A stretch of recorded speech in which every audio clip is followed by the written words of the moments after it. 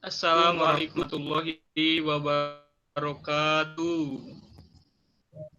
Waalaikumsalam warahmatullahi wabarakatuh.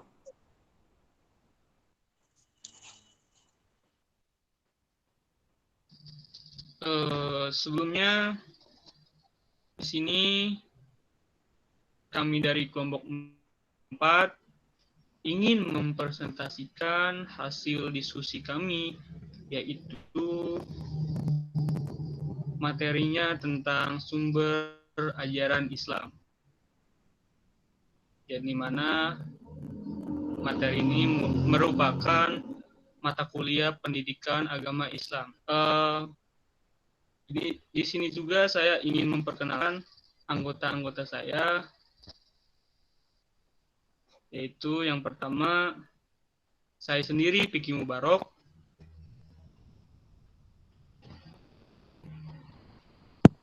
Kemudian ada saya Arini. Perkenalkan, nama saya Deden Rehan Sudrajat. Perkenalkan, nama saya Uktupin Junihaya.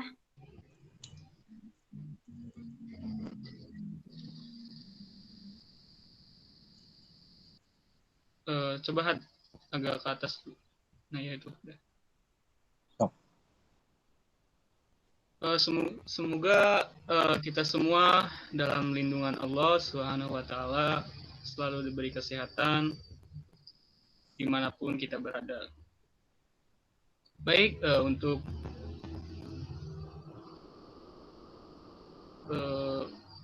pembukaannya yang dibawakan oleh saya, yang dibacakan oleh saya, ini hanya sedikit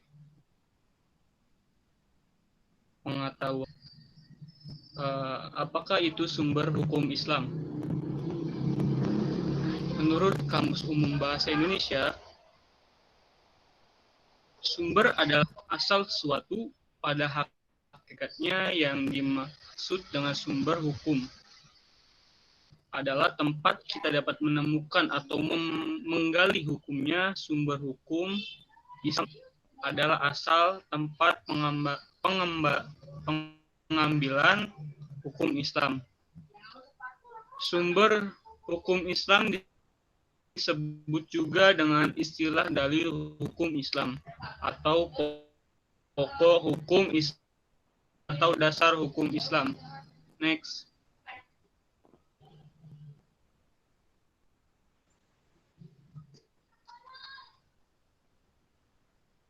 Sumber hukum Islam, 4 sumber hukum Islam yang disepakati oleh ulama.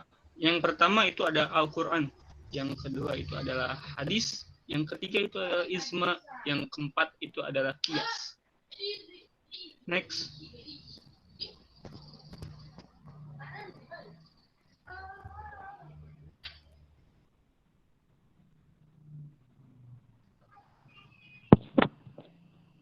Untuk materi selanjutnya yaitu yang akan dibacakan oleh Bapak Renhat. Untuk Bapak Renhat silakan dijelaskan. Oke, yang pertama sumber ajaran Islam yaitu adalah Al-Quran. Jadi Al-Quran itu adalah dalam bahasa Arab berasal dari kata Qur'a, artinya membaca, kemudian bentuknya masdarnya artinya bacaan. Dan apa yang tertulis padanya seperti tertuang dalam ayat Al-Quran. Secara istilah Al-Quran adalah kalamullah yang diturunkan kepada Nabi Muhammad, tertulis dalam mushaf berbahasa Arab yang sampai kepada kita dengan jalan mutawatir. Bila membacanya mengandung nilai ibadah, dimulai dengan surat Al-Fatihah dan diakhiri dengan surat An-Nas. Dalam surat Al-Isra ayat 88, Allah berfirman, "Katakanlah, sesungguhnya jika manusia dan jin berkumpul untuk membuat yang serupa dengan Al-Quran ini, mereka tidak akan dapat membuat yang serupa dengannya, sekalipun mereka saling membantu satu sama lain." Kemudian hukum-hukum yang ada di dalam Al-Quran ada 3, yaitu hukum itikadiyah, hukum khulukiyah, dan hukum amaliyah. Yang pertama adalah hukum itikadiyah, yaitu hukum yang berhubungan dengan keimanan kepada Allah Subhanahu wa taala, kepada malaikatnya, kepada kitab-kitabnya dan para rasul Allah dan kepada hari kiamat. Kemudian yang kedua yaitu hukum khuluqiyah, yaitu hukum yang berhubungan dengan akhlak. Manusia wajib berakhlak yang baik dan menjauhi perilaku yang buruk. Kemudian hukum amaliyah, yaitu hukum yang berhubungan dengan perbuatan manusia. Hukum amaliyah ini ada dua, dibagi dua, yaitu mengenai ibadah dan mengenai muamalah dalam arti yang luas.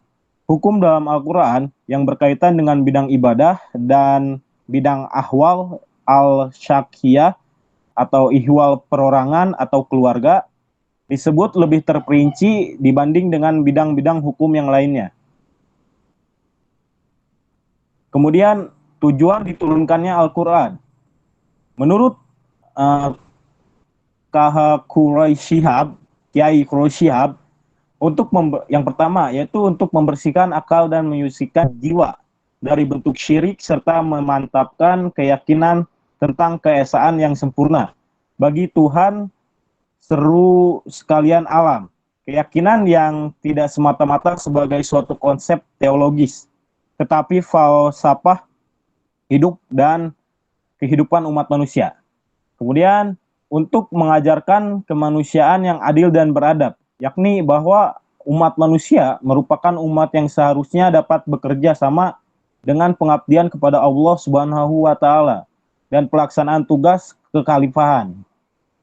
Kemudian yang ketiga untuk menciptakan persatuan dan kesatuan, bukan saja antar suku atau bangsa, tetapi kesatuan alam semesta, kesatuan kehidupan dan akhirat, natural dan supranatural, kesatuan ilmu, iman dan rasio, kesatuan kebenaran, kesatuan kepribadian manusia, kesatuan kemerdekaan dan determinasi, kesatuan sosial, politik, dan ekonomi.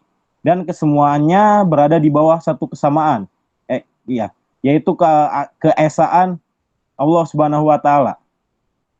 Kemudian yang keempat, untuk memberi jalan tengah antar falsafah monopoli kapitalisme dengan falsafah kolektif komunisme, menciptakan umat wasathan yang menyeru kepada kebaikan dan mencegah kepada kemungkaran. Kemudian turunnya ayat-ayat Al-Quran, yaitu periode pertama, ketika Nabi Muhammad SAW masih di kota Mekah. Ayat yang pertama, kemudian ayat Al-Quran yang turun disebut Makkiyah. Cirinya yaitu surahnya pendek-pendek, didahului dengan kata ya ayyuhan nas, berisi masalah keimanan, ancaman dan pahala, kisah-kisah umat terdahulu dan budi pekerti. Kemudian pada periode kedua ketika Nabi Muhammad SAW hijrah ke kota Madinah, ciri-cirinya yaitu ayat Al-Quran yang turun disebut ayat Madaniyah. Cirinya yaitu surahnya panjang-panjang, didahului dengan ya ayyuhallazina amanu, berisi tentang hukum-hukum syariat. Kemudian selanjutnya yaitu tentang hadis akan dijelaskan oleh saudara Piki. Mangga Piki.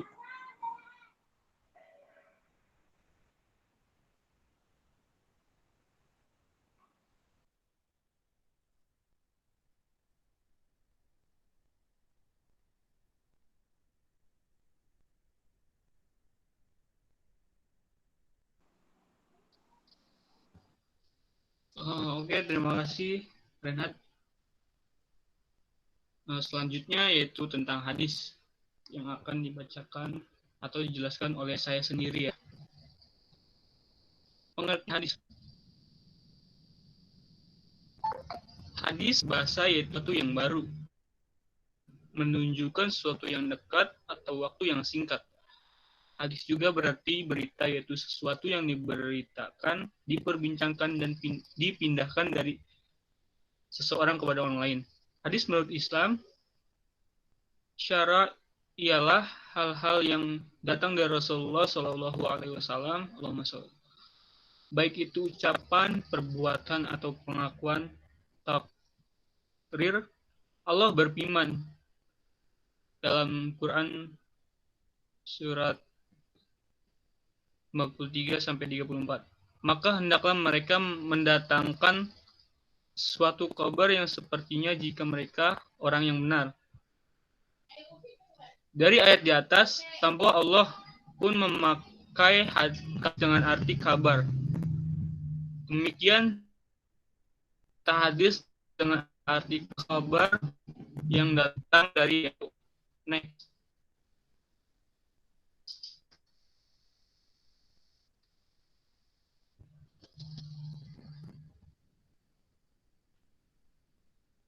Kedudukan hadis.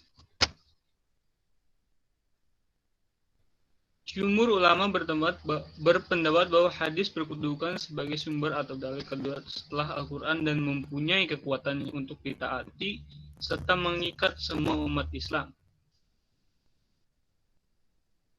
Banyak ayat Al-Quran yang menyuruh umat menaati Rasulullah Shallallahu Alaihi Wasallam. Ketaatan kepada Rasul sering dirangkai dengan keharusan mentaati Allah, seperti yang dijelaskan tersebut dalam surat An-Nisa ayat 59. Artinya, hai orang-orang beriman, taatilah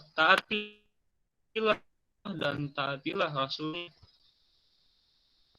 Bahkan dalam tempo lain Al-Quran mengatakan bahwa orang yang mentaati Rasulullah berarti mentaati Allah. Sebagaimana Allah berfirman dalam surat An-Nisa ayat 80, artinya barang siapa yang mentaati Rasul itu sungguhnya ia telah mentaati Allah, dan barang siapa yang berpaling ketaatan itu maka kami tidak mengutusmu untuk menjadi pemelihara bagi mereka. Yang dimaksud dengan mentaati Rasulullah dalam ayat-ayat tersebut adalah mengikuti apa yang dilakukan atau dikerjakan oleh Rasulullah sebagaimana tercakup dalam sunnahnya. Dari ayat di atas, jelaslah bahwa hadis itu adalah juga wahyu. Wahyu mempunyai kekuatan sebagai dalil hukum, maka pun mempunyai kekuatan hukum untuk dipatuhi. Next.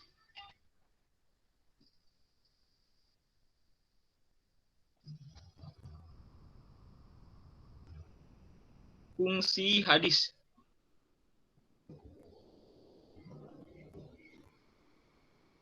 Yang pertama, hadis menguatkan dan menegaskan hukum dalam Al-Quran. Yang kedua, memberikan penjelasan yang dimaksud dalam Al-Quran. Yang ketiga, menjelaskan arti yang masih samar dalam Al-Quran. Yang keempat, yaitu menafsirkan isi Al-Quran. Yang kelima, memberikan kepastian hukum yang belum jelas. Yang keenam, mengganti ketentuan terdahulu. Oke, untuk materi selanjutnya yaitu yang akan dibahas oleh Uktubi. Silakan Uktubi. Ya, baik. Menjelaskannya materi. Selanjutnya yaitu ada ijma. Definisi ijma. Secara bahasa, ijma berarti kesepakatan terhadap sesuatu, berniat untuk melakukan suatu pekerjaan atau membuat keputusan terhadap suatu permasalahan. Kesepakatan para mujtahid umat ini setelah wafatnya Nabi Shallallahu Alaihi Wasallam terhadap suatu hukum syar'i. Dan barang siapa menantang Rasul sesudah jelas kebenaran baginya dan mengikuti jalan yang bukan orang-orang mungkin, kami biarkan mereka berkuasa terhadap kesepakatan yang telah dikuasai itu. Dan kami masuk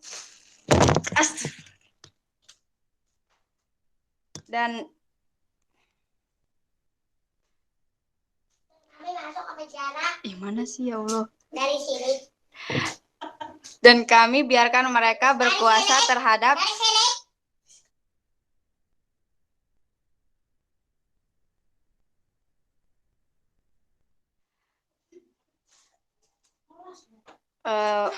Mana sih? Dan kami biarkan mereka berkuasa terhadap kesesatan yang telah dikuasai itu, dan kami masukkan ia ke dalam jahanam.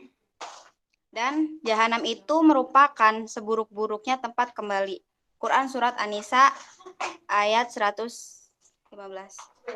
Next. Rukun ijma. Yang pertama yaitu ada mujtahid berjumlah lebih dari satu orang. Yang kedua yaitu ada kesepakatan ulama atas sesuatu hukum itu dapat direalisasikan.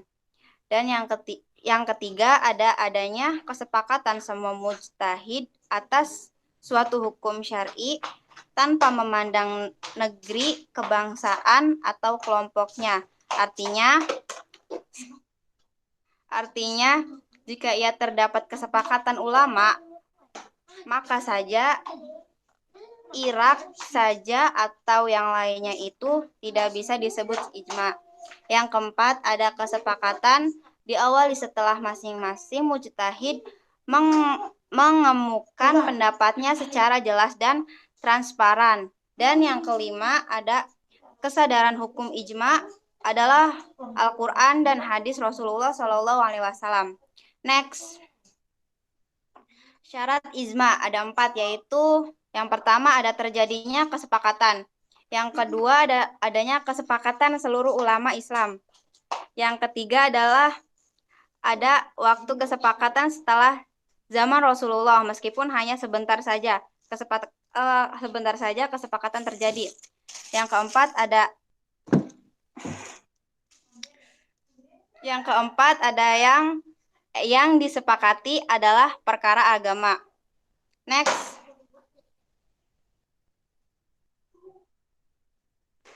Macam-macam ijma ada 2. Yang pertama adalah ijma qot'i, yaitu yang berupa perkara maklum dan jamak diketahui oleh seluruh kalangan dari umat Islam. Tidak ada yang tidak mengetahuinya dalam kondisi wajar, dan tidak ada uzur untuk tidak mengetahuinya, seperti ijma tentang wajibnya sholat 5 waktu dan haramnya minuman keras.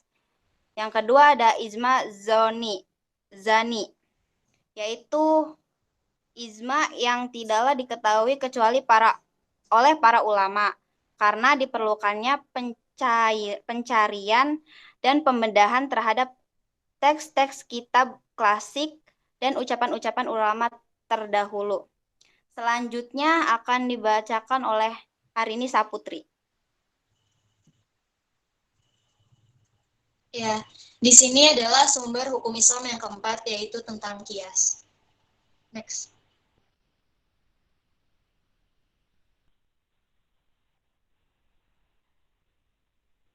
Pengertian qiyas. Secara etimologis, kata qiyas artinya mengukur, membandingkan sesuatu dengan yang semisalnya. Sementara pengertian qiyas menurut istilah hukum atau terminologi, terdapat beberapa definisi yang berbeda, yang saling berdekatan. Artinya, namun apabila diperhatikan unsur-unsur pokok di dalam qiyas, yaitu asal, cabang, hukum asal, dan il'at. Imam Syafi'i mengatakan tentang qiyas sebagai berikut.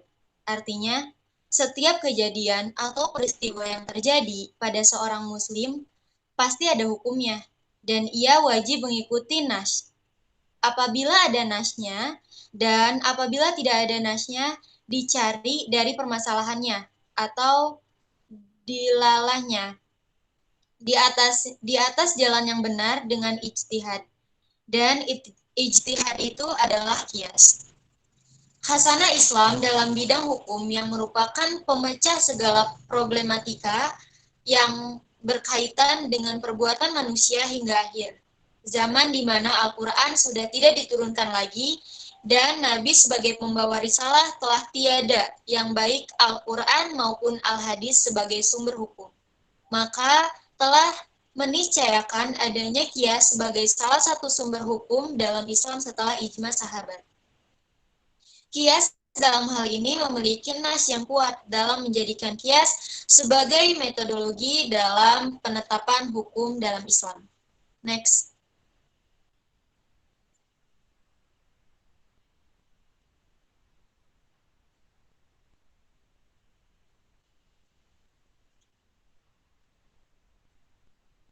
Next.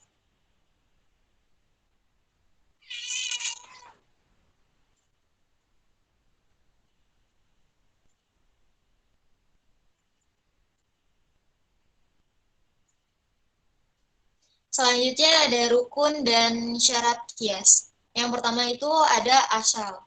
Asal sebagai rukun kias, menurut sebagian ahli usul, adalah nas-nas baik dari Al-Quran maupun Al-Sunnah, bahkan Al-Ijma. Yang kedua itu ada ilat. Ilat adalah sesuatu atau sifat yang ada pada asal, yang menjadi landasan atau sebab adanya hukum pada cabang-cabang, atau dengan kata lain, ilat adalah sesuatu sifat yang nyata dan tertentu yang bertalian atau munasabah dengan ada atau tidak ada hukum. Yang ketiga itu ada hukum asal. Hukum asal yaitu hukum syara yang dinaskan pada pokok yang kemudian akan menjadi hukum pula bagi cabang. Hukum asal harus merupakan hukum syara yang amaliyah. Hukum asal harus ma'kul al-makna dalam arti persyariatannya rasional. Yang keempat ada far atau cabang, yaitu sesuatu yang tidak dinaskan hukumnya, yang diserupakan atau dikiaskan. Next.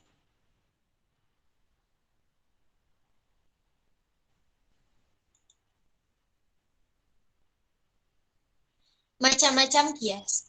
Yang pertama itu ada kias aulawi. Mengkiaskan kasus pacaran yang mendekati perbuatan zina yang diterangkan pada Quran surat Al-Isra ayat 32 sebagaimana firman Allah Subhanahu wa taala yang artinya, dan janganlah kamu mendekati zina, sesungguhnya zina itu adalah sesuatu perbuatan yang keji dan sesuatu jalan yang buruk. Yang kedua itu adalah kias musawi, yaitu mengkiaskan membakar harta anak yatim dengan memakannya dengan tidak sepatutnya dalam hal sama-sama keharamannya. Quran Surat An-Nisa ayat 10 yang artinya, sesungguhnya orang-orang yang memakan harta anak yatim secara zolim, sebenarnya mereka itu menelan api sepenuh perutnya dan mereka akan masuk ke dalam api yang menyala-nyala atau neraka. Yang ketiga itu adalah kias al-adna, yaitu mengkiaskan sifat yang memabukkan yang ada dalam minuman keras, bir umpamanya, lebih rendah dari sifat memabukkan yang terdapat pada minuman keras khamar yang diharamkan.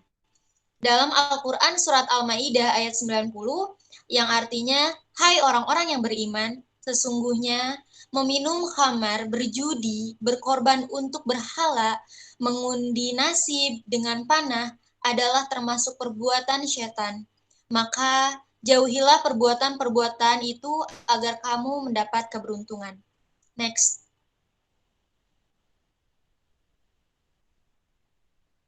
Nah, itu saja yang dapat saya sampaikan mengenai kias. Selanjutnya akan dilanjut oleh Vicky. Oh, baik, Arin. Terima kasih, Upi, Renhat. Mungkin itu saja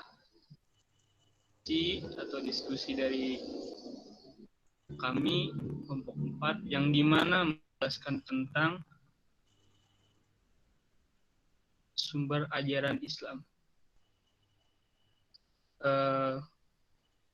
Mungkin kalau ada salah kata mohon dimaafkan, kurang lebihnya mohon maaf.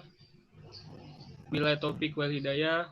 Wassalamualaikum warahmatullahi wabarakatuh. Waalaikumsalam warahmatullahi wabarakatuh.